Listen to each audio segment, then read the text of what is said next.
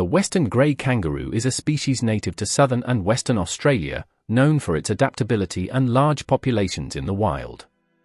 The Western Grey Kangaroo is endemic to Australia, meaning it originated there and is not naturally found in other parts of the world. It has existed for millions of years, evolving alongside other unique Australian marsupials. The Western Grey Kangaroo is found throughout Western Australia, southern regions of South Australia, and parts of Victoria and New South Wales. They also inhabit Kangaroo Island, where a distinct subspecies resides. Their preferred environment are open woodlands, scrublands, and grasslands are its primary habitats. They thrive in areas with open spaces for grazing and scattered trees for shade and shelter.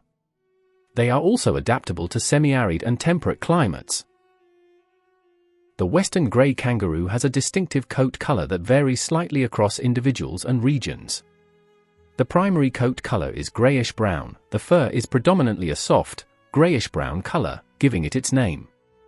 Sandy or reddish tones. In some individuals, the fur may take on a sandy or faint reddish tint, especially on the back and upper body.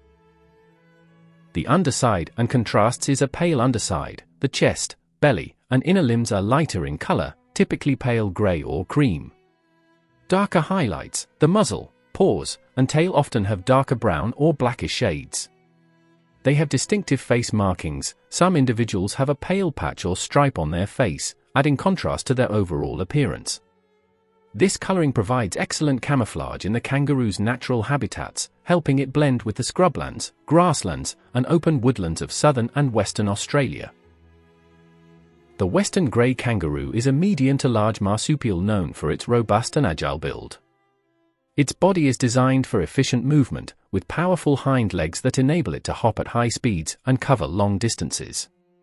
These muscular legs, combined with a long, thick tail, allow it to maintain balance while hopping or standing upright. The forelimbs are smaller and less muscular, used primarily for grooming, grasping, and minor support during movement or rest. Its head is relatively small and narrow, with large, mobile ears that help detect sounds in its environment. In terms of size, male Western Grey Kangaroos, also called boomers, are significantly larger than females, known as flyers. Males typically stand about 1.3 to 1.6 meters tall when fully upright, while females are smaller, reaching 0.85 to 1.1 meters. Including their long tail, which can measure up to 1 meter, the total body length of males can exceed 2.2 meters, while females generally stay under 2 meters. The weight of Western Grey Kangaroos also shows a noticeable difference between genders. Adult males weigh between 28 and 54 kilograms, with larger individuals exhibiting impressive muscle mass in their legs and tails. Females, being smaller and lighter, typically weigh 15 to 28 kilograms. This sexual dimorphism in size and weight is common among kangaroos and reflects the male's need to compete for mates through displays of strength and dominance. This physical build and size make the Western Grey Kangaroo well adapted to its environment, enabling it to thrive across the grasslands, woodlands, and scrublands of southern and western Australia. Western Grey Kangaroos live in groups called mobs, typically consisting of 10 to 15 individuals but sometimes larger. Mobs provide safety in numbers, with members taking turns acting as sentinels to watch for predators. Males establish dominance hierarchies through physical contests, often engaging in boxing matches where they wrestle and kick. Dominant males, boomers, get priority access to mates during the breeding season. They use their powerful hind legs for hopping, which is their primary form of locomotion. They can reach speeds of up to 60 km per hour and cover distances efficiently, with leaps of up to 9 meters in a single bound.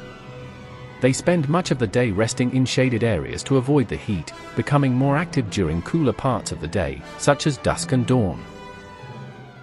The Western Grey Kangaroo is not a highly vocal species, but it communicates effectively through a range of sounds and other nonverbal cues. These sounds are crucial for social interactions, warning others of danger, and maintaining connections within a mob. One of the most common vocalizations is a short, guttural grunt, which is often used during social interactions between individuals. Males may also grunt during dominance displays or as part of their courtship behavior, signaling their presence and intentions to others. Another distinctive sound made by the Western Grey Kangaroo is a sharp, cough-like bark. This alarm call is typically emitted when a kangaroo senses danger, such as the approach of a predator. The bark serves as a warning signal to the mob, prompting others to become alert and ready to flee if necessary. This vocal warning is often accompanied by foot thumping, where the kangaroo uses its powerful hind legs to drum the ground. This thumping not only serves as an auditory warning but also communicates the urgency of the threat to distant members of the mob. Mothers and their joeys also use softer sounds to maintain their bond. Female kangaroos often produce gentle clicking or clucking noises to communicate with their young, especially when the joey is inside the pouch or nearby. Joeys respond with high-pitched squeaks, particularly when they are hungry, seeking attention, or feeling distressed. These vocal exchanges ensure that mothers and their offspring remain connected in the often wide and open habitats they inhabit. In addition to these sounds, Western Grey Kangaroos may emit low growls when they feel threatened or during confrontations, particularly between rival males. These growls are a sign of aggression or discomfort and often precede physical displays such as boxing or kicking. While relatively quiet compared to some animals, the Western Grey Kangaroo's range of sounds, combined with its body language, forms an effective communication system that is vital for survival and social cohesion in the wild. The Western Grey Kangaroo is a herbivore with feeding behaviors that are well adapted to its Australian environment. Their diet primarily consists of grasses, which form the bulk of their food intake, providing them with the necessary nutrients and moisture. They also consume various herbs and shrubs, especially during the warmer months when grasses may be less abundant. In addition, they may occasionally nibble on tree leaves and bark, particularly in times of drought or when other food sources are scarce. Their ability to switch to a variety of plant types allows them to survive in the diverse and often harsh conditions of southern and western Australia, where water and food can be limited. Feeding is typically a solitary activity, but Western Grey Kangaroos are often found grazing in small groups, known as mobs. This social structure offers the benefit of safety in numbers, as individuals take turns being alert to potential predators while the others feed. These mobs also help the kangaroos find food more efficiently, as they cover larger areas while foraging. The kangaroos are primarily active during the cooler parts of the day, such as early morning and late afternoon, avoiding the intense heat of midday. During these times, they graze on grasses, seeds, and leaves, often feeding in areas that provide a mix of open grazing grounds and nearby shrubs for shelter. Despite their herbivorous diet, Western Grey Kangaroos are highly adapted to conserve water in arid environments. They can extract a significant amount of moisture from the grasses and other plants they eat, reducing the need to drink water directly. In particularly dry periods, they rely on their efficient digestive system to extract as much moisture as possible from the available vegetation. Their stomachs, similar to ruminants, allow them to regurgitate and rechew their food, aiding in the breakdown of fibrous plant matter and improving nutrient absorption. Overall, the Western Grey Kangaroo's feeding habits are flexible and resilient, enabling it to thrive in a wide range of environments, from grasslands and woodlands to more arid, scrubby regions. Their ability to adapt to different food sources and their efficient use of water make them well suited for survival in Australia's variable climate. The Western Grey Kangaroo has a fascinating and highly adaptive breeding pattern that is tailored to the often unpredictable environmental conditions of Australia. Breeding can occur year-round, but it typically peaks during the late spring and early summer when food is more abundant and conditions are favourable for raising young. Despite this, females can mate at any time of the year, depending on their physical condition and the availability of resources. The timing of births and the number of offspring can vary widely, with females capable of having multiple joeys at different stages of development due to their unique reproductive strategy. One of the most remarkable aspects of the Western Grey Kangaroo's reproduction is embryonic diapause, a process that allows the mother to pause the development of an embryo until the environmental conditions are suitable for rearing a new joey.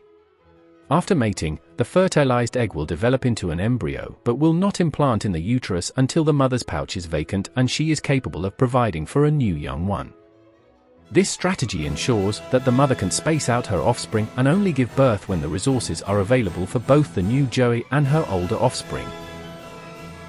Once the embryo begins to develop and the joey is born, it is extremely underdeveloped, about the size of a jelly bean.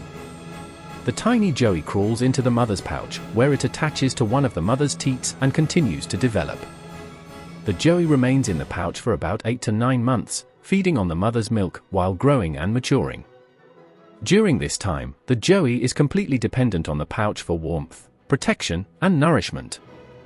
As it matures, the joey begins to venture out of the pouch for short periods and starts nibbling on grasses, though it continues to nurse. After leaving the pouch, the joey remains close to the mother, continuing to nurse while gradually transitioning to a more solid diet. Weaning typically occurs around 12 to 18 months, but the joey may still remain with the mother for protection and support. Throughout this period, the mother may be carrying another young one in the pouch, thanks to the phenomenon of embryonic diapause, which allows for overlapping generations. Females can produce offspring consistently as long as conditions allow, with males usually mating with several females in their territory. Thanks for watching. Please subscribe for even more viewing pleasure. Don't forget, like and comment. Feel free to share.